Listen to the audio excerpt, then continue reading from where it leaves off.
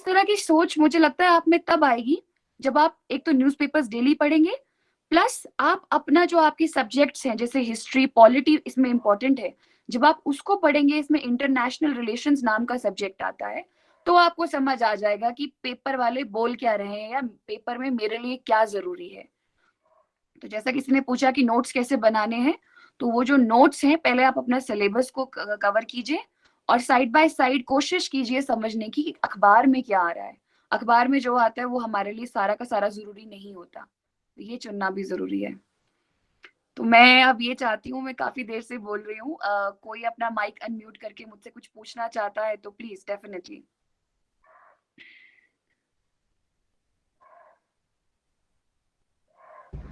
कि जो बच्चे सिविल सर्विस की तैयारी कर रहे हैं और जो इंटरेस्टेड हैं, वो सभी आज जितने भी डाउट्स हैं वो इनसे आप पूछ सकते हैं।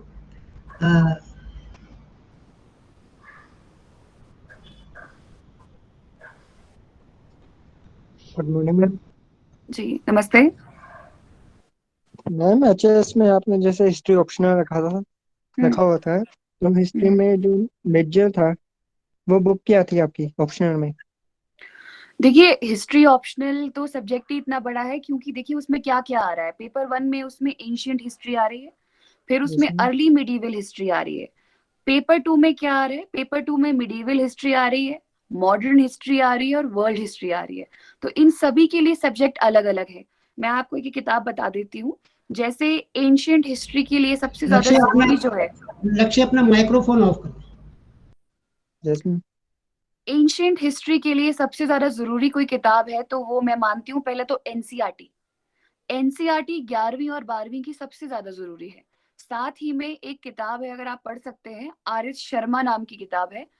छोटी किताब है, बहुत बड़ी नहीं है, आर एस शर्मा। क्योंकि सिर्फ एनसीईआरटी पढ़ने से क्या होगा, वो फर्क नहीं पड़ेगा क्योंकि 11वीं 12वीं का एग्जाम तो नहीं है। क्योंकि ये सारा का सारा एग्जाम का मतलब है, ऑप्शनल का मतलब है कि 3 साल की ग्रेजुएशन को आपको पढ़ना है, वो भी लिमिटेड टाइम में। तो इसीलिए मैंने कहा एंशिएंट इंडिया के लिए एनसीईआरटी और आर एस शर्मा है। अर्ली मिडीवल इंडिया भी आपका उसी में से कवर हो जाता है, आर एस शर्मा में गिवन है। अगर मैं सेकंड पेपर के बारे में बात करूं जो मिडीवल इंडिया है, तो आप सभी ने एक सतीश चंद्र के बारे में सुना होगा। सतीश चंद्रा सर की बुक्स आती हैं वॉल्यूम 1 एंड वॉल्यूम 2। थोड़ी सी बड़ी है, बट मुझे ऐसा लगता है कि एक बार as a history optional student तो आपको वो किताब जो है वो जरूर पढ़नी चाहिए अगर आप हिस्ट्री में पक्के होना चाहते हैं। साथ ही में एनसीईआरटी तो हर सब्जेक्ट की चलेगी ही चलेगी, 11वीं 12वीं की। मॉडर्न इंडिया के बारे में बात करूं तो आप शेखर बंदोपाध्याय पढ़ सकते हैं। प्लासी टू पार्टीशन है इनकी किताब का नाम। और अगर शेखर बंदोपाध्याय किताब आपको नहीं मिलती तो आप बिपिन चंद्रा की जो है स्ट्रगल फॉर इंडिपेंडेंस उसको पढ़ सकते हैं। और एनसीईआरटी तो ऑफ कोर्स है ही। वर्ल्ड हिस्ट्री के बारे में बात करूं तो आप, अगर आपको एक सुचेता मेनन नाम की किताब है, मैं मानती हूँ वो सबसे बेहतरीन किताब है। लोग आपको बहुत सारी किताबें बोलेंगे कि डेविड मेसन पढ़ लो या फिर नॉर्मन लो पढ़ लो, पर ये बिल्कुल भी फायदेमंद नहीं है।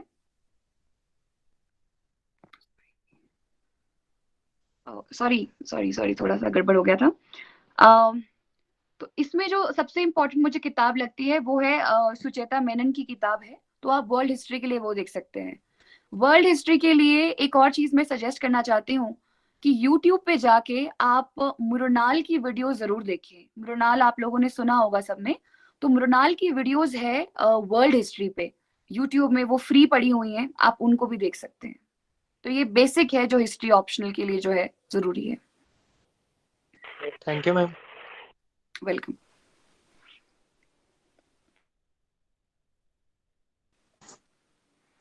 Ma'am, one question is, ma'am, how to जी, prepare for HAS in final year from starting? अच्छा, आप फाइनल ईयर में हैं, आपके सब्जेक्ट क्या है? Ma'am, BCom. ओके, तो आपने क्या अपना ऑप्शनल सब्जेक्ट चुना हुआ है? No, ma'am. ठीक है, ओके। सो देखिए, ऑफ कोर्स अगर आप फाइनल ईयर में हैं तो इसका मतलब आपके पास प्रेशर भी ज्यादा है कहीं ना कहीं कि अब 1-2-3 साल में मुझे, या 1-2 साल में मुझे ये पेपर निकालना है। तो सबसे पहले तो आप अपना जो है वो ऑप्शनल सब्जेक्ट चुन लें। अब देखिए, आपके पास ऑप्शन ऐसा है कि आपने बीकॉम किया हुआ है, तो आप एक बार HPPSC की वेबसाइट है, वहां पे जाके सब्जेक्ट्स देखें। वहां पे HS में जितने भी ऑप्शनल सब्जेक्ट्स हैं वहां पे गिवन है। लगभग जितना मुझे याद आ रहा है तो 31 सब्जेक्ट्स हैं। उसमें से आपको जो भी सब्जेक्ट लगता है कि आप कर सकते हैं और आपके इंटरेस्ट का सब्जेक्ट है, तो पहले तो आप वो चुन लीजिए। मान लीजिए आपको 2-3 सब्जेक्ट ऐसे लग रहे हैं कि ये भी कर सकता हूँ, वो भी कर सकता हूँ, अब मैं क्या करूँ? तो आप ऐसा कर सकते हैं कि 2-3 सब्जेक्ट जो आपने शॉर्टलिस्ट किए हैं, आप उनकी एक एक, अब तो किताबें मंगाने की भी जरूरत नहीं है, ऑनलाइन गिवन है। 2-3 चैप्टर्स पढ़ लीजिए इन दोनों सब्जेक्ट के। जो भी आपको लगता है कि अगर मुझसे ये चैप्टर जो है वो मुझे समझ आ रहा है, और फिर आप प्रीवियस ईयर क्वेश्चन पे जाएं जो HAS ने पूछे हुए हैं। तो अगर आपको लगता है कि आपको चैप्टर भी समझ आ रहा है और आपसे प्रीवियस ईयर क्वेश्चन भी सॉल्व हो रहे हैं, तो आप प्लीज उस सब्जेक्ट को चुने। तो इंटरेस्ट बहुत इंपॉर्टेंट है। ये तो बात रही ऑप्शनल सब्जेक्ट की। दूसरा, अगर आपने जैसे बोला कि तैयारी इस चीज को कैसे करें, तो मैं यही बोलना चाहती हूँ कि अपने जो जनरल स्टडीज के सब्जेक्ट हैं उनको बेसिकली पढ़ना शुरू करें। तो सबसे ज्यादा कोई जो चीज जरूरी है वो है HAS का सिलेबस। लोगों को इतने साल हो जाते हैं, उनको ये भी समझ नहीं आता कि HS अभी निकालना क्यों इजी है, क्योंकि HS UPSC की तरह फैला हुआ नहीं है। फैला हुआ इन द सेंस इसका लिमिटेड सिलेबस है। और आप HS का सिलेबस देखेंगे तो इतना सुंदर है कि हर एक टॉपिक उन्होंने लिखा हुआ है और वैसा ही क्वेश्चन पेपर में आ जाता है। तो आपको क्यों लगता है कि बाहर की स्टेट्स के बच्चे भी जो है इस एग्जाम को क्यों दे देते हैं ज्यादा से ज्यादा? वो इसलिए क्योंकि सिलेबस इतना ज्यादा वेल इलेबोरेटेड है। तो आप प्लीज सबसे पहले तो सिलेबस निकालें, सिलेबस की कॉपी दीवार पे चिपकाएं, और फिर अपने रिसोर्सेज को इकट्ठा करना शुरू करें। और एक और बात, अपने रिसोर्सेज को, बुक्स को लिमिटेड रखें। जितना लिमिटेड रखेंगे उतना बढ़िया है। उससे नोट्स बनाएं। किसी भी पर्टिकुलर सब्जेक्ट की 1 या 2 से ज्यादा किताबें पढ़नी ही नहीं है। तो वो हो गया बेस। फिर हो गई NCERTs, और तीसरा है आपका करंट अफेयर्स। तो ये सारी की सारी गेम तीन चीजों की है। पर मैं इतना ही बोलना चाहती हूँ कि सिलेबस सबसे ज्यादा इम्पोर्टेंट है, और लिमिटेड किताबें, ताकि आप रिवाइज भी उसको ज्यादा से ज्यादा कर सकें। मैम NCERT में क्या क्या पढ़ना चाहिए? देखिए, जितने भी आपके सब्जेक्ट्स हैं, चाहे मैंने आपको हिस्ट्री बोला, पॉलिटी बोला, ज्योग्राफी, इकोनॉमी, ये जितने भी मेजर सब्जेक्ट्स हैं, तो अगर आप बेसिक तैयारी शुरू कर रहे हैं तो मैं तो आपको बोलती हूँ कि 6th क्लास से लेके 12th क्लास की NCERTs पढ़ डालिए। बट यदि आपके पास इतना समय नहीं है, तो 9th क्लास से लेके 12th क्लास की NCERTs आपको सभी सब्जेक्ट्स की पढ़ना जरूरी है। मैम मुझे ऐसा लगता है कि मैं physically I can not apply for HAS because मेरे दांत जो खराब हैं, और थोड़ा सा ऐसा लगता है कि हम फिजिकली कितना फिटनेस होना चाहिए हमें ताकि हम HAS को सिविल सर्विस के लिए तैयारी कर सकें। देखिए, मेरे ख्याल से ये तो डिसेबिलिटी पे डिपेंड करता है। तो ऐसा तो नहीं है। डिसेबिलिटी एक पर्टिकुलर ऑफ कोर्स सर्टिफिकेट वगैरह जो आपको होता है वो होना जरूरी है, लेकिन डिसेबिलिटी जो है वो आपको नहीं रोकती। हाँ, मैं मान सकती हूँ कि शायद पुलिस सर्विसेज में अगर आप HS में आए तो हो सकता है शायद वहां थोड़ी आपको दिक्कत आए, बट HS बनने के लिए या कोई और आपकी सर्विसेज या सिविल सर्विसेज के लिए भी तो मुझे नहीं लगता वहाँ डिसेबिलिटी कोई इशू है। अगर मैं HS के बारे में बात करूं तो हमारे पास अभी भी यहाँ पे है एंड स्लाइटली डिसेबल्ड है वो कैंडिडेट हैं, लेकिन ऑफ कोर्स वो अपनी सर्विसेज देंगी इस बार। सिमिलरली अगर आपने सिविल सर्विसेज में देखा होगा तो रैंक 1 रही थी ईरा सिंगल, मुझे याद है। तो she is specially abled person, लेकिन वो अपनी सर्विसेज दे रही है। तो आप प्लीज इस चीज को ना सोचें। Thank you ma'am, very very thank you ma'am. Hello, good morning ma'am. जी नमस्ते। Ma'am ma'am I am a student of history. Ma'am मेरा आपसे क्वेश्चन है, मैम हिस्ट्री में डेट्स बहुत ज़्यादा होती है, और अगर हम मिडिएवल की बात करें तो मैम उसमें तो नेम ही बहुत बड़े बड़े होते हैं, तो आप उनको कैसे लर्न करते थे ma'am?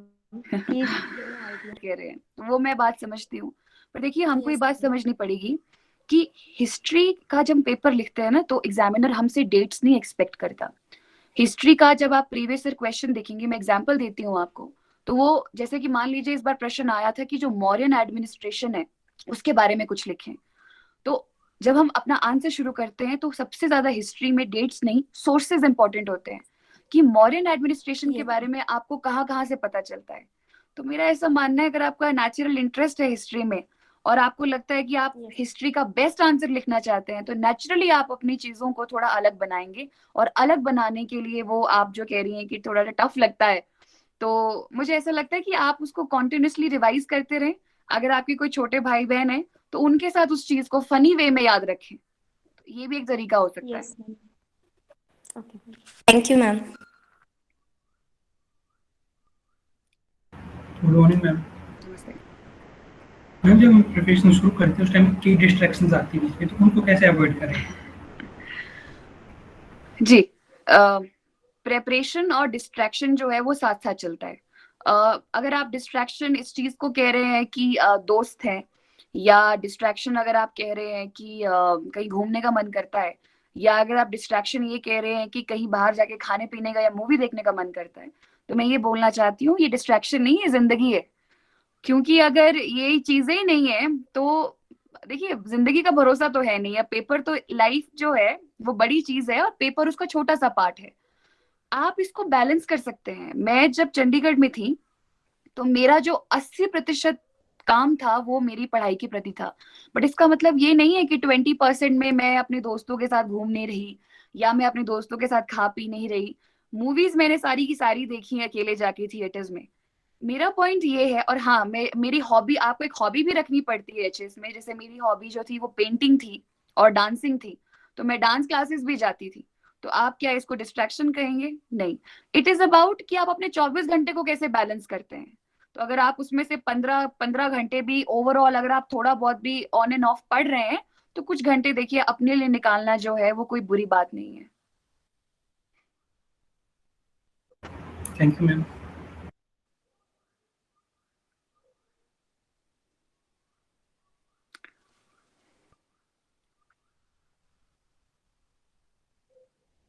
Any other query? Hello, good morning जी नमस्ते। मैम। मतलब कि जैसे मान लो हम अपना ऑप्शन जो पॉलिटिकल लेते तो मैम उसके लिए आप कोई बुक सजेस्ट कर सकते हैं? देखिए, अब ऑफ कोर्स हिस्ट्री मेरा ऑप्शनल था, लेकिन जैसा कि मैंने आपको प्रॉमिस किया है, मैंने एक चैनल बनाया है ओशिन्स कॉर्नर नाम से। तो यस। मेरे पास जितने भी मेरे कलीग्स हैं जिनका पॉलिटिकल साइंस ऑप्शनल रहा है, या सोशियोलॉजी रहा है, या साइकोलॉजी रहा है, तो मैंने उनसे एक रिक्वेस्ट की है कि वो अपना छोटा छोटा वीडियो बना के जो है वो मुझे दें। तो आपको बहुत जल्द ही पॉलिटिकल साइंस के लिए भी और बाकियों के लिए भी जो है आपको स्ट्रैटेजी मिल जाएगी। Thank you ma'am.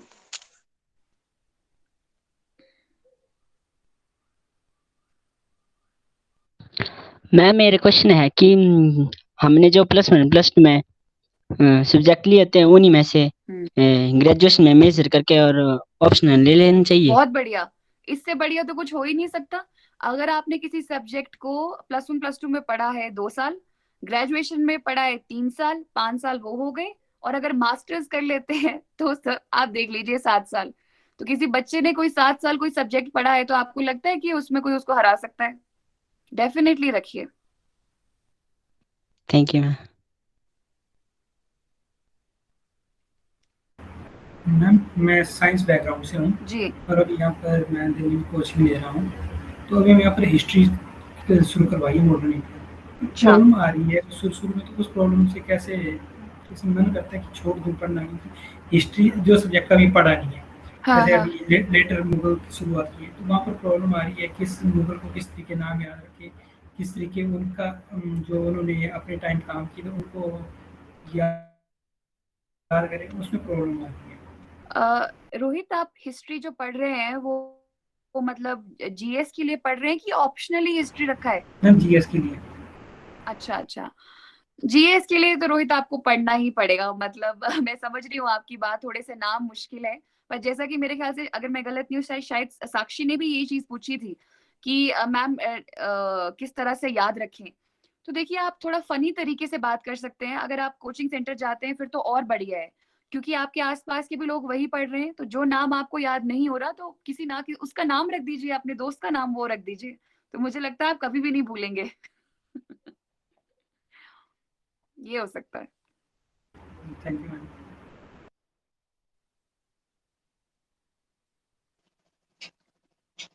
मैम अभी हाल ही में एक करंट न्यूज आई थी कि हल्दीघाटी के युद्ध में अकबर की जगह महाराणा प्रताप जीते थे। जोधपुर में इसकी ये बात घोषित की गई है। जी तो मैम इसके बारे में आप क्या बता सकते हैं? देखिए, आप बहुत भली भांति इस चीज से कहीं ना कहीं मतलब जानते हैं इस चीज को कि हिस्ट्री को ना बार बार रिकंस्ट्रक्ट करने की कोशिश की जाती है। अब आपने जैसे एग्जाम्पल एक ये दिया, कुछ साल पहले क्या हुआ था कि दिल्ली में जो मेजर मेजर जगहें थी या यूपी में भी जो जगहें थी जो मुस्लिम शासकों के नाम थी, उनको बदलने की कोशिश की जा रही थी, अगर आपने ये सुना होगा। तो देखिए, इन चीजों पे हम लोगों को एज अ स्टूडेंट गौर नहीं करना। हम जो हिस्ट्री पढ़ते आए हैं हमें उसी को पढ़ना है, और जब तक ये चीजें टेक्स्ट बुक्स में नहीं लिखी जाती हमें इस चीज पे बिलीव नहीं करना है। जो जीता था वो तो जीता ही था, क्योंकि देखो वो सिर्फ और सिर्फ इंडियन हिस्टोरियंस ने ही नहीं लिखा है। जो आपके यूरोपियन हिस्टोरियंस आए थे या दूसरे भी हिस्टोरियंस आए थे, उन्होंने भी हमारी हिस्ट्री के बारे में लिखा है। तो कोई चीज जब आपकी एनसीईआरटी या टेक्स्ट बुक में जाती है ना, तो वो इसलिए नहीं जाती कि इंडिया में जो हिस्टोरियंस थे उन्होंने लिखा है, बल्कि इसलिए जाती है कि 4-5 जगहों के हिस्टोरियंस ने उस चीज को वैलिडेट किया, जक्स्टापोज किया, तब वो चीज जो है एज अ फैक्ट बन के उसमें गई है। तो ऐसी बातों से हमें अपने आप को बिल्कुल अलग करना है। ये आप जानते हैं क्यों हो रहा है, बेसिकली वही चीज दिखाई जा रही है कि किसका पलड़ा भारी था। तो हम as an officer, as an administrator, हमको बिल्कुल न्यूट्रल रहना है इन चीजों पे और इस तरह से विचार नहीं लाने। Okay ma'am, thank you.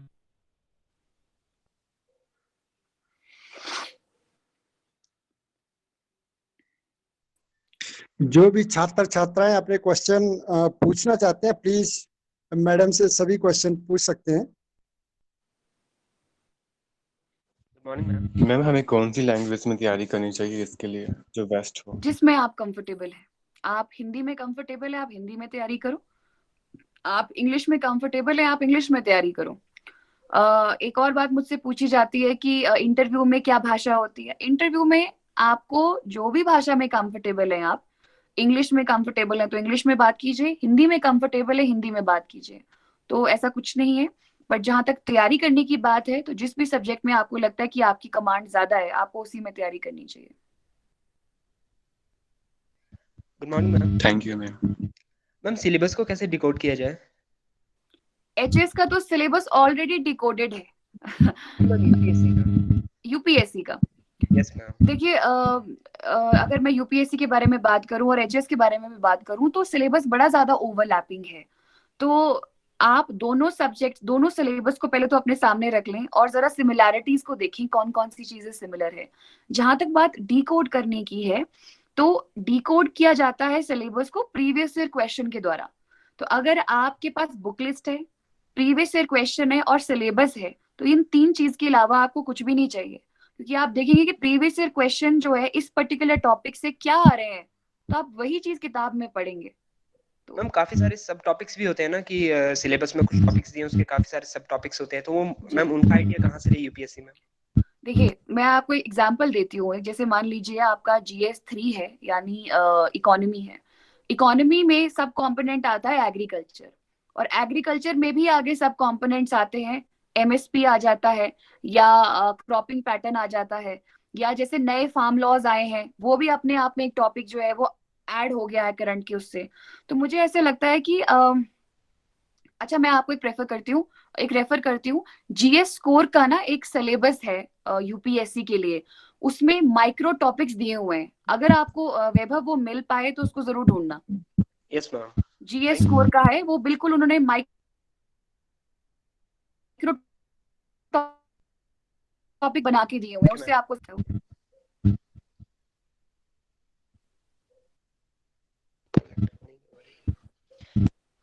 Can we give interview बायलिंगुअली। मेरा ऐसा मानना है कि बायलिंगुअली मत जाए। अगर आप हिंदी में कंफर्टेबल है तो आप हिंदी में बोलें, और अगर आप इंग्लिश में कंफर्टेबल है तो आप इंग्लिश में ही बोलें। क्योंकि जब हम दोनों चीजों को मिक्स कर देते हैं ना, तो फिर नॉर्मल दोस्त से बात कर रहे हैं या इंटरव्यू पैनल से बात कर रहे हैं, उसमें क्या फर्क रह जाएगा। तो ऐसा नहीं है, आप अगर हिंदी में बात कर रहे हैं हिंदी में बात करें, इंग्लिश के ऑफ कोर्स वर्ड्स तो इंग्लिश के कुछ तो उसमें रहेंगे ही रहेंगे, पर मेजर अपना जो है वो एक ही भाषा रखें।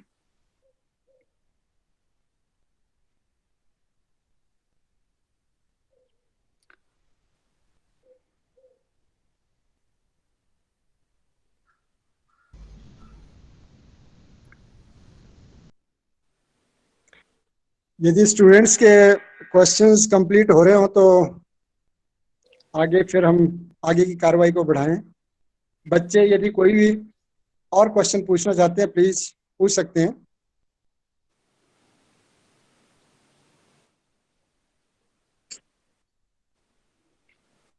Okay, thank you. मुझे लगता है बच्चों के जी, यस प्लीज।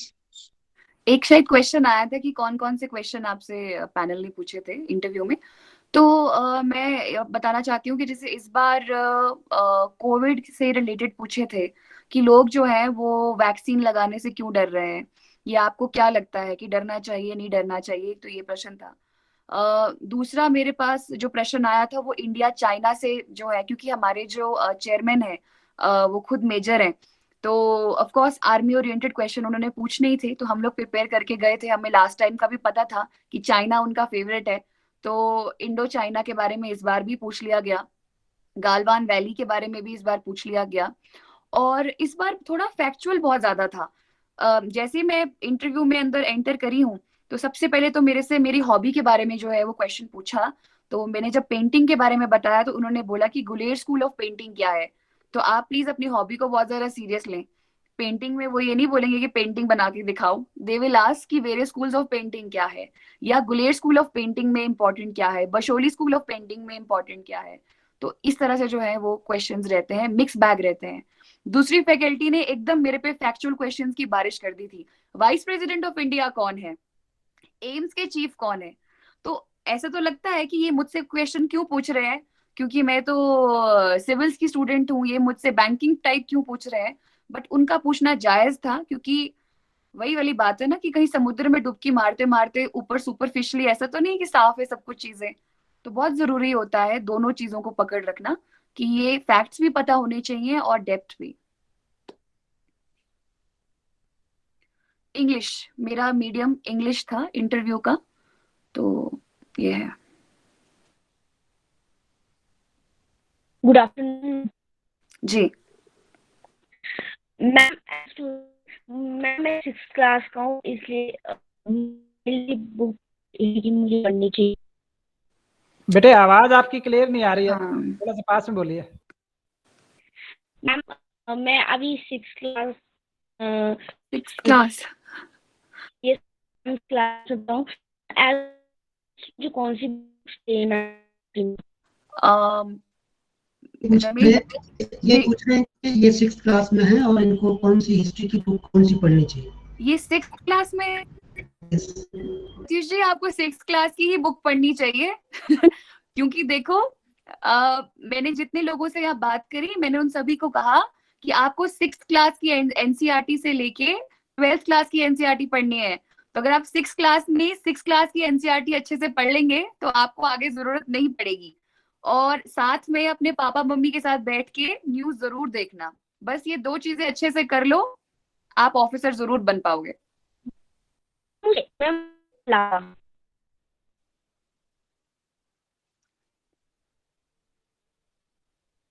कौन सी देखो प्रत्युष, अभी थोड़ी आपकी एज भी थोड़ी छोटी है। मैं इसीलिए बोलना चाहती हूँ कि आपकी जो टेक्स्ट बुक्स है ना वो सबसे ज्यादा जरूरी है। उसके अलावा अगर आपको शौक है तो आप कोई भी जीके की किताब पढ़ सकते हैं। मार्केट में एक ल्यूसेंट की किताब आती है, ल्यूसेंट जीके, तो उसको आप पढ़ सकते हो। थैंक। इस तरह की सोच मुझे लगता है आप में तब आएगी जब आप एक तो न्यूज़पेपर्स डेली पढ़ेंगे, प्लस आप अपना जो आपके सब्जेक्ट्स हैं जैसे हिस्ट्री पॉलिटी इसमें इंपॉर्टेंट है, जब आप उसको पढ़ेंगे, इसमें इंटरनेशनल रिलेशंस नाम का सब्जेक्ट आता है, तो आपको समझ आ जाएगा कि पेपर वाले बोल क्या रहे हैं या पेपर में मेरे लिए क्या जरूरी है। तो जैसा किसी ने पूछा कि नोट्स कैसे बनाने हैं, तो वो जो नोट्स हैं पहले आप अपना सिलेबस को कवर कीजिए और साइड बाय साइड कोशिश कीजिए समझने की कि अखबार में क्या आ रहा है। अखबार में जो आता है वो हमारे लिए सारा का सारा जरूरी नहीं होता, ये चुनना भी जरूरी है। तो मैं अब ये चाहती हूँ, मैं काफी देर से बोल रही हूँ, कोई अपना माइक अनम्यूट करके मुझसे कुछ पूछना चाहता है तो please definitely.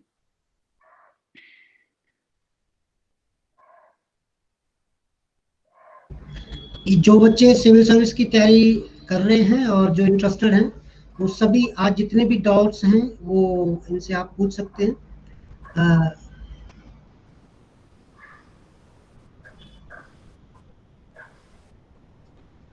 Good morning ma'am. जी नमस्ते मैम, एचएस में आपने जैसे हिस्ट्री ऑप्शनल रखा हुआ था, तो हिस्ट्री में जो मेजर था वो बुक क्या थी आपकी ऑप्शनल में? देखिए हिस्ट्री ऑप्शनल तो सब्जेक्ट ही इतना बड़ा है, क्योंकि देखिए उसमें क्या क्या आ रहा है। पेपर 1 में उसमें एंशिएंट हिस्ट्री आ रही है, फिर उसमें अर्ली मिडीवल हिस्ट्री आ रही है। पेपर 2 में क्या आ रहा है, पेपर 2 में मिडीवल हिस्ट्री आ रही है, मॉडर्न हिस्ट्री आ रही है और वर्ल्ड हिस्ट्री आ रही है। तो इन सभी के लिए सब्जेक्ट अलग अलग है। मैं आपको एक किताब बता देती हूँ। जैसे एंशिएंट हिस्ट्री के लिए सबसे ज्यादा जरूरी जो है, लक्ष्य अपना माइक्रोफोन ऑफ करो। एंशिएंट हिस्ट्री के लिए सबसे ज्यादा जरूरी कोई किताब है तो वो मैं मानती हूँ पहले तो एनसीईआरटी। एनसीईआरटी 11वीं और 12वीं की सबसे ज्यादा जरूरी है। साथ ही में एक किताब है, अगर आप पढ़ सकते हैं, आर एस शर्मा नाम की किताब है। छोटी किताब है, बहुत बड़ी नहीं है, आर एस शर्मा। क्योंकि सिर्फ एनसीईआरटी पढ़ने से क्या होगा, वो फर्क नहीं पड़ेगा, क्योंकि 11वीं 12वीं का एग्जाम तो नहीं है। क्योंकि ये सारा का सारा एग्जाम का मतलब है, ऑप्शनल का मतलब है कि 3 साल की ग्रेजुएशन को आपको पढ़ना है, वो भी लिमिटेड टाइम में। तो इसीलिए मैंने कहा एंशिएंट इंडिया के लिए एनसीईआरटी और आर एस शर्मा है। अर्ली मिडीवल इंडिया भी आपका उसी में से कवर हो जाता है, आर एस शर्मा में गिवन है। अगर मैं सेकंड पेपर के बारे में बात करूं जो मिडीवल इंडिया है, तो आप सभी ने एक सतीश चंद्र के बारे में सुना होगा। सतीश चंद्रा सर की बुक्स आती हैं वॉल्यूम 1 एंड वॉल्यूम 2। थोड़ी सी बड़ी है, बट मुझे ऐसा लगता है कि एक बार as a history optional student तो आपको वो किताब जो है वो जरूर पढ़नी चाहिए, अगर आप हिस्ट्री में पक्के होना चाहते हैं। साथ ही में एनसीईआरटी तो हर सब्जेक्ट की चलेगी ही चलेगी, 11वीं 12वीं की।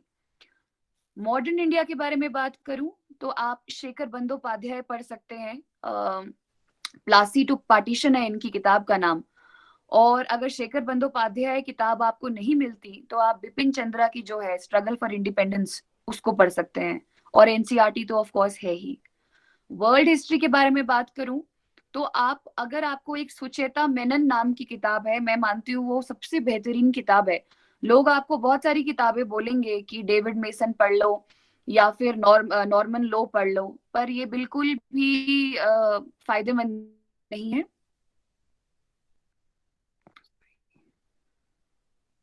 सॉरी सॉरी सॉरी, थोड़ा सा गड़बड़ हो गया था। तो इसमें जो सबसे इम्पोर्टेंट मुझे किताब लगती है वो है सुचेता मेनन की किताब है, तो आप वर्ल्ड हिस्ट्री के लिए वो देख सकते हैं। वर्ल्ड हिस्ट्री के लिए एक और चीज मैं सजेस्ट करना चाहती हूँ कि YouTube पे जाके आप मृणाल की वीडियो जरूर देखें। मृणाल आप लोगों ने सुना होगा सबने, तो मृणाल की वीडियोस है वर्ल्ड हिस्ट्री पे YouTube में, वो फ्री पड़ी हुई हैं, आप उनको भी देख सकते हैं। तो ये बेसिक है जो हिस्ट्री ऑप्शनल के लिए जो है जरूरी है। Thank you ma'am. Welcome.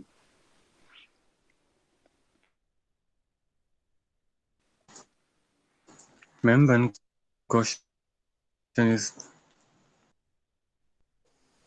ma'am, how to prepare for HAS in final year from starting? अच्छा, आप फाइनल ईयर में हैं, आपके सब्जेक्ट क्या है? Ma'am BCom. ओके, तो आपने क्या अपना ऑप्शनल सब्जेक्ट चुना हुआ है? No ma'am.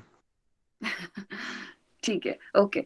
सो देखिए, ऑफ कोर्स अगर आप फाइनल ईयर में हैं तो इसका मतलब आपके पास प्रेशर भी ज्यादा है कहीं ना कहीं, कि अब 1-2-3 साल में मुझे, या 1-2 साल में मुझे ये पेपर निकालना है। तो सबसे पहले तो आप अपना जो है वो ऑप्शनल सब्जेक्ट चुन लें। अब देखिए, आपके पास ऑप्शन ऐसा है कि आपने बीकॉम किया हुआ है, तो आप एक बार HPPSC की वेबसाइट है, वहां पे जाके सब्जेक्ट्स देखें। वहां पे HS में जितने भी ऑप्शनल सब्जेक्ट्स है वहां पे गिवन है। लगभग जितना मुझे याद आ रहा है तो 31 सब्जेक्ट्स हैं। उसमें से आपको जो भी सब्जेक्ट लगता है कि आप कर सकते हैं और आपके इंटरेस्ट का सब्जेक्ट है, तो पहले तो आप वो चुन लीजिए। मान लीजिए आपको 2-3 सब्जेक्ट ऐसे लग रहे हैं कि ये भी कर सकता हूँ, वो भी कर सकता हूँ, अब मैं क्या करूँ? तो आप ऐसा कर सकते हैं कि 2-3 सब्जेक्ट जो आपने शॉर्टलिस्ट किए हैं, आप उनकी एक-एक अब तो किताबें मंगाने की भी जरूरत नहीं है, ऑनलाइन गिवन है। 2-3 चैप्टर्स पढ़ लीजिए इन दोनों सब्जेक्ट के।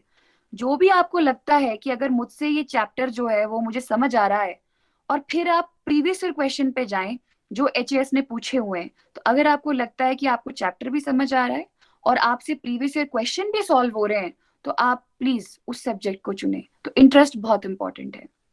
ये तो बात रही ऑप्शनल सब्जेक्ट की। दूसरा, अगर आपने जैसे बोला कि तैयारी इस चीज को कैसे करें, तो मैं यही बोलना चाहती हूँ कि अपने जो जनरल स्टडीज के सब्जेक्ट हैं उनको बेसिकली पढ़ना शुरू करें। तो सबसे ज्यादा कोई जो चीज जरूरी है वो है एचएएस का सिलेबस। लोगों को इतने साल हो जाते हैं, उनको ये भी समझ नहीं आता कि एचएस अभी निकालना क्यों इजी है, क्योंकि एचएस यूपीएससी की तरह फैला हुआ नहीं है। फैला हुआ इन द सेंस इसका लिमिटेड सिलेबस है, और आप एचएस का सिलेबस देखेंगे तो इतना सुंदर है कि हर एक टॉपिक उन्होंने लिखा हुआ है और वैसा ही क्वेश्चन पेपर में आ जाता है। तो आपको क्यों लगता है कि बाहर की स्टेट्स के बच्चे भी जो है इस एग्जाम को क्यों दे देते हैं ज्यादा से ज्यादा? वो इसलिए क्योंकि सिलेबस इतना ज्यादा वेल इलैबोरेटेड है। तो आप प्लीज सबसे पहले तो सिलेबस निकालें, सिलेबस की कॉपी दीवार पे चिपकाएं, और फिर अपने रिसोर्सेज को इकट्ठा करना शुरू करें। और एक और बात, अपने रिसोर्सेज को, बुक्स को लिमिटेड रखें। जितना लिमिटेड रखेंगे उतना बढ़िया है। उससे नोट्स बनाएं। किसी भी पर्टिकुलर सब्जेक्ट की 1 या 2 से ज्यादा किताबें पढ़नी ही नहीं है। तो वो हो गया बेस। फिर हो गई एनसीईआरटीज, और तीसरा है आपका करंट अफेयर्स। तो ये सारी की सारी गेम इन तीन चीजों की है। पर मैं इतना ही बोलना चाहती हूँ कि सिलेबस सबसे ज्यादा इम्पोर्टेंट है, और लिमिटेड किताबें, ताकि आप रिवाइज भी उसको ज्यादा से ज्यादा कर सकें। मैम एनसीईआरटी में क्या क्या पढ़ना चाहिए? देखिए, जितने भी आपके सब्जेक्ट्स हैं, चाहे मैंने आपको हिस्ट्री बोला, पॉलिटी बोला, ज्योग्राफी, इकोनॉमी, ये जितने भी मेजर सब्जेक्ट्स हैं, तो अगर आप बेसिक तैयारी शुरू कर रहे हैं तो मैं तो आपको बोलती हूँ कि 6th क्लास से लेके 12th क्लास की एनसीईआरटीज पढ़ डालिए। बट यदि आपके पास इतना समय नहीं है तो 9th क्लास से लेके 12th क्लास की एनसीईआरटीज आपको सभी सब्जेक्ट्स की पढ़ना जरूरी है।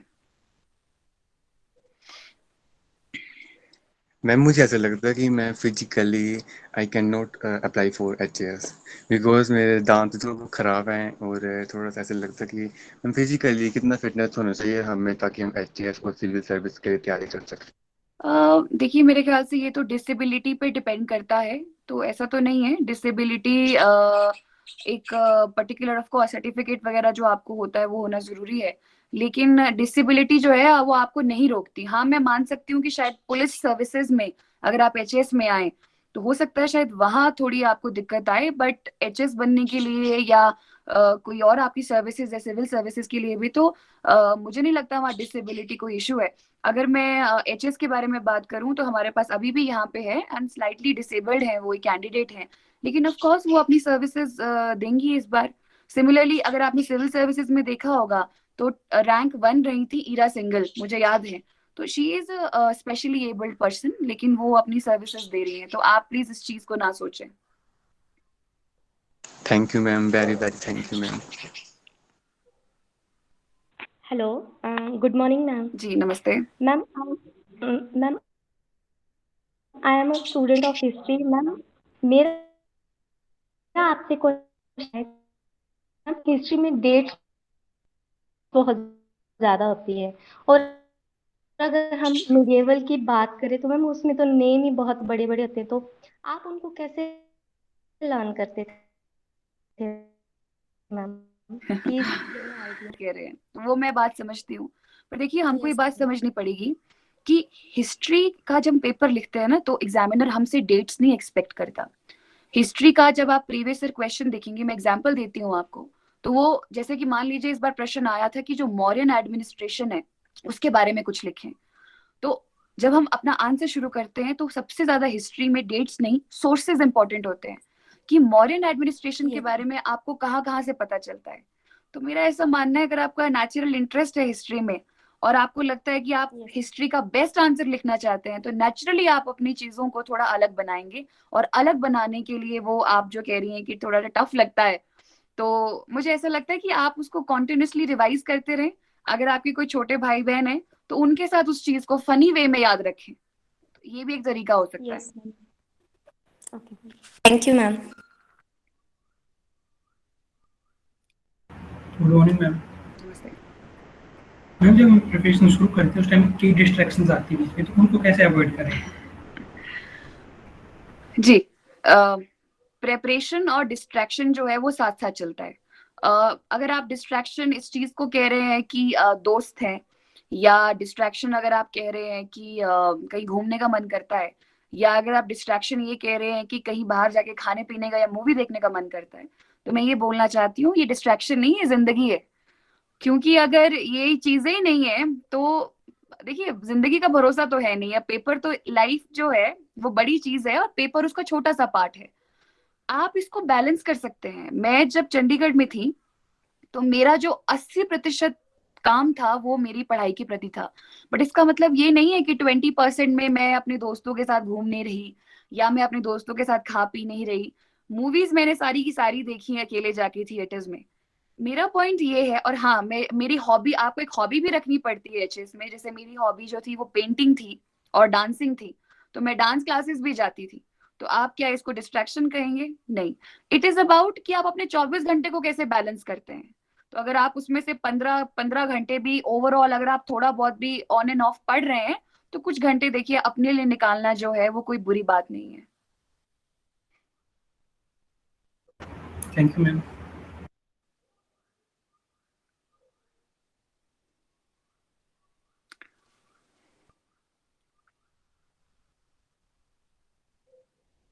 Any other query?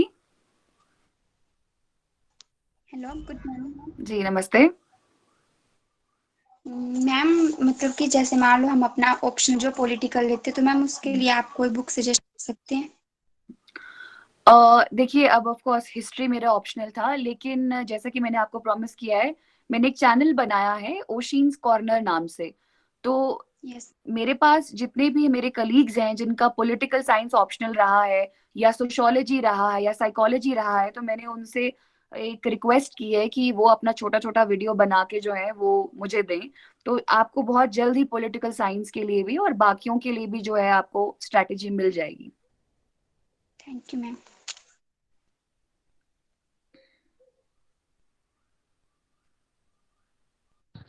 मैम मेरे क्वेश्चन है कि हमने जो +1 +2 में सब्जेक्ट लिए होते हैं उन्हीं में से ग्रेजुएशन में मेजर करके और ऑप्शनल ले लेना चाहिए। बहुत बढ़िया, इससे बढ़िया तो कुछ हो ही नहीं सकता।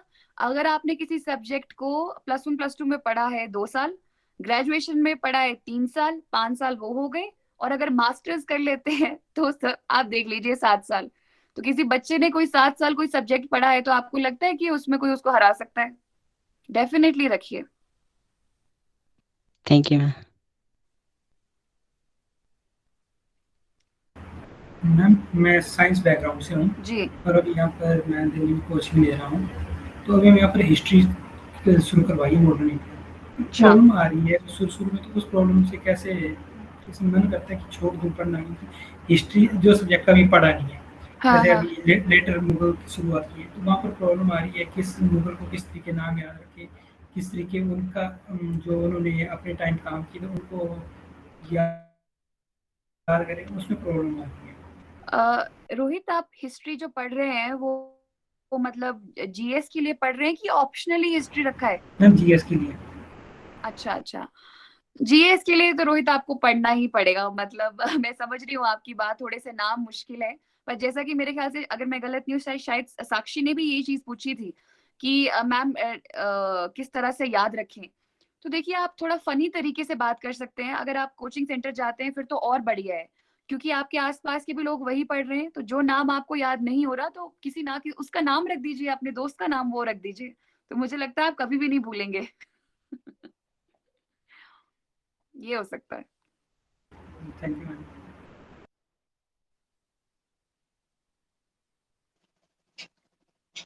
मैम अभी हाल ही में एक करंट न्यूज आई थी कि हल्दी घाटी के युद्ध में अकबर की जगह महाराणा प्रताप जीते थे। जोधपुर में इसकी ये बात घोषित की गई है। जी। तो मैम इसके बारे में आप क्या बता सकते हैं? देखिए आप बहुत भली-भांति इस चीज़ से कहीं न कहीं मतलब जानते हैं इस चीज़ को कि हिस्ट्री को ना बार-बार रिकंस्ट्रक्ट करने की कोशिश की जाती है। अब आपने जैसे एग्ज़ाम्पल एक ये दिया, कुछ साल पहले क्या हुआ था कि दिल्ली में जो मेजर-मेजर जगहें थी या यूपी में भी जो जगहें थी, जो मुस्लिम शासकों के नाम थी, उनको बदलने की कोशिश की जा रही थी, अगर आपने ये सुना होगा। तो देखिए इन चीज़ों पे हम लोगों को एज़ अ स्टूडेंट गौर नहीं करना। हम जो हिस्ट्री पढ़ते आए हैं, हमें उसी को पढ़ना है और जब तक ये चीज़ें टेक्स्ट बुक्स में नहीं लिखी जाती, हमें इस चीज़ पे बिलीव नहीं करना है। जो जीता था, वो तो जीता ही था क्योंकि देखो वो सिर्फ़ और सिर्फ़ इंडियन हिस्टोरियंस ने ही नहीं लिखा है। जो आपके यूरोपियन हिस्टोरियंस आए थे या दूसरे भी हिस्टोरियंस आए थे, उन्होंने भी हमारी हिस्ट्री के बारे में लिखा है। तो कोई चीज़ जब आपकी एनसीईआरटी या टेक्स्ट बुक में जाती है ना, तो वो इसलिए नहीं जाती कि इंडिया में जो हिस्टोरियंस थे उन्होंने लिखा है, बल्कि इसलिए जाती है कि 4-5 जगहों के हिस्टोरियंस ने उस चीज़ को वैलिडेट किया, जक्सटापोज़ किया, तब वो चीज़ जो है एज़ अ फैक्ट बन के उसमें गई है। तो ऐसी बातों से हमें अपने आप को बिल्कुल अलग करना है, ये आप जानते हैं क्यों हो रहा है। बेसिकली वही चीज़ दिखाई जा रही है कि किसका पलड़ा भारी था। तो हम as an officer, as an administrator हमको बिल्कुल न्यूट्रल रहना है इन चीज़ों पे और इस तरह से विचार नहीं लाने। Okay ma'am, thank you.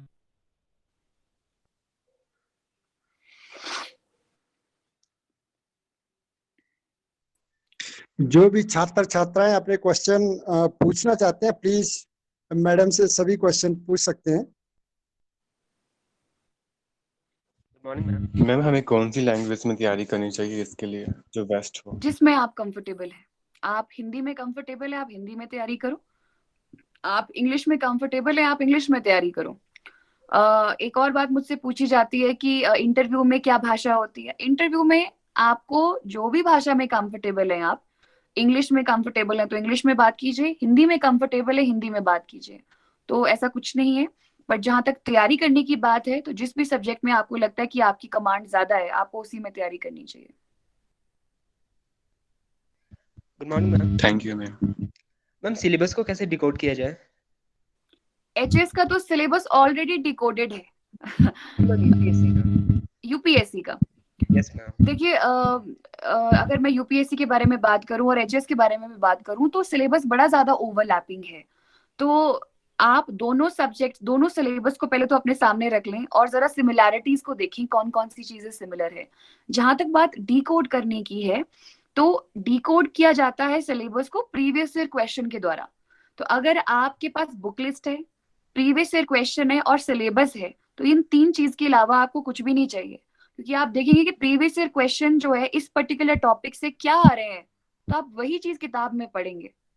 Ma'am काफी सारे सब टॉपिक्स भी होते हैं ना कि सिलेबस में कुछ टॉपिक्स दिए उसके काफी सारे सब टॉपिक्स होते हैं, तो वो मैम उनका आइडिया कहाँ से ले यूपीएससी में? देखिए मैं आपको एक एग्जांपल देती हूँ। जैसे मान लीजिए आपका जीएस 3 है, यानी इकोनॉमी है। इकोनॉमी में सब कंपोनेंट आता है एग्रीकल्चर, और एग्रीकल्चर में भी आगे सब कंपोनेंट्स आते हैं। एमएसपी आ जाता है, या क्रॉपिंग पैटर्न आ जाता है, या जैसे नए फार्म लॉज आए हैं, वो भी अपने आप में एक टॉपिक जो है वो ऐड हो गया है करंट के उससे। तो मुझे ऐसे लगता है कि अच्छा मैं आपको एक रेफर करती हूँ। जीएस स्कोर का ना एक सिलेबस है यूपीएससी के लिए, उसमें माइक्रो टॉपिक्स दिए हुए हैं। अगर आपको वैभव वो मिल पाए तो उसको जरूर ढूंढना। Yes ma'am. जीएस स्कोर का है वो, बिल्कुल उन्होंने माइक्रो टॉपिक बना के दिए हुए हैं, उससे आपको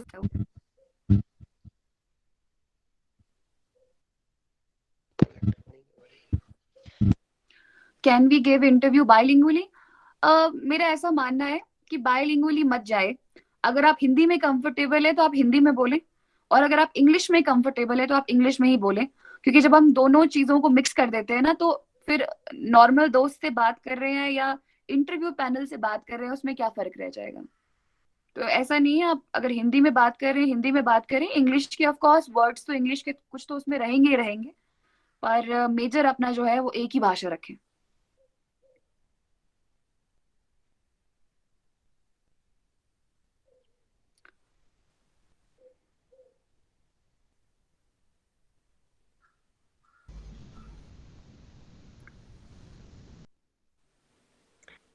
यदि स्टूडेंट्स के क्वेश्चंस कंप्लीट हो रहे हो तो आगे फिर हम आगे की कार्रवाई को बढ़ाएं।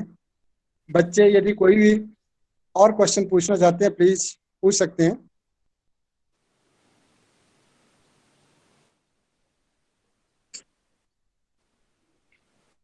Okay, thank you.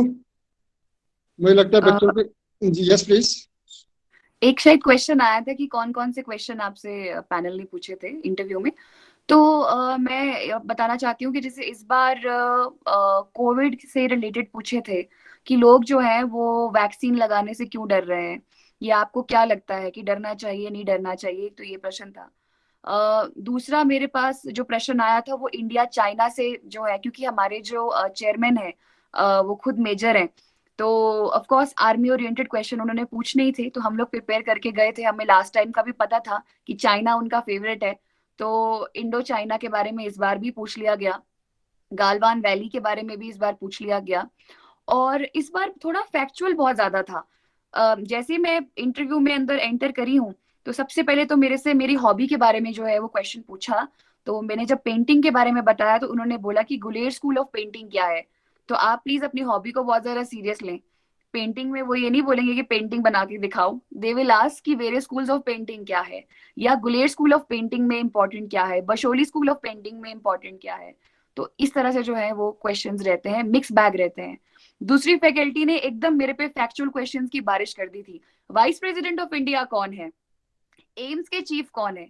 तो ऐसा तो लगता है कि ये मुझसे क्वेश्चन क्यों पूछ रहे हैं, क्योंकि मैं तो सिविल्स की स्टूडेंट हूँ, ये मुझसे बैंकिंग टाइप क्यों पूछ रहे हैं। बट उनका पूछना जायज था, क्योंकि वही वाली बात है ना कि कहीं समुद्र में डुबकी मारते मारते ऊपर सुपरफिशियली ऐसा तो नहीं कि साफ है सब कुछ चीजें। तो बहुत जरूरी होता है दोनों चीजों को पकड़ रखना, कि ये फैक्ट्स भी पता होने चाहिए और डेप्थ भी। इंग्लिश, मेरा मीडियम इंग्लिश था इंटरव्यू का, तो ये है। गुड आफ्टरनून जी मैम। मैं 6th क्लास का हूँ, इसलिए मेरी बुक मुझे पढ़नी चाहिए। बेटे आवाज आपकी क्लियर नहीं आ रही है, हाँ। थोड़ा सा पास में बोलिए। मैम मैं अभी 6th क्लास ये क्लास होता हूँ। जो कौन सी लेना ये पूछ रहे हैं कि ये 6th क्लास में है और इनको कौन सी हिस्ट्री की बुक कौन सी पढ़नी चाहिए।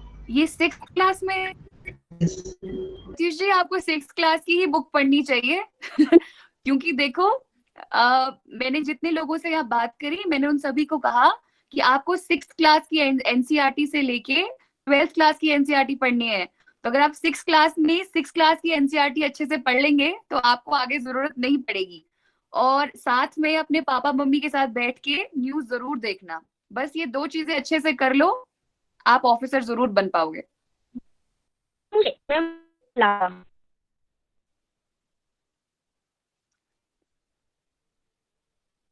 कौन सी देखो प्रत्युष, अभी थोड़ी आपकी एज भी थोड़ी छोटी है। मैं इसीलिए बोलना चाहती हूँ कि आपकी जो टेक्स्ट बुक्स है ना वो सबसे ज्यादा जरूरी है। उसके अलावा अगर आपको शौक है तो आप कोई भी जीके की किताब पढ़ सकते हैं। मार्केट में एक ल्यूसेंट की किताब आती है, ल्यूसेंट जीके, तो उसको आप पढ़ सकते